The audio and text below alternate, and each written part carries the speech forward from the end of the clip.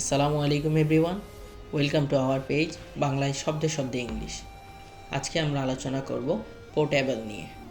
What is the synonym of portable?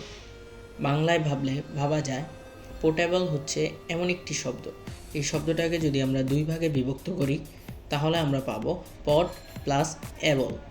এখানে পট শব্দটির অর্থ হচ্ছে পাত্র এবং এবল শব্দটির অর্থ হচ্ছে সক্ষম। পোর্টেবল শব্দটির অর্থ হয় পানযোগ্য অথবা পেয়, যে কোনো কিছু পাত্রে রেখে সহজে বহন করা যায়। পোর্টেবল শব্দটির সিনোনিম হচ্ছে ড্রিঙ্কেবল। দেখলেন তো কত সহজে আমরা পোর্টেবল শব্দটির অর্থ ও সিনোনিমটি জেনে গেছি। এভাবেই আমাদের পেজ হতে সহজেই ইংরেজি শব্দের অর্থ ও সিনোনিম জানতে আমাদের পেজকে ফলো করে সাথেই থাকুন। ধন্যবাদ সবাইকে।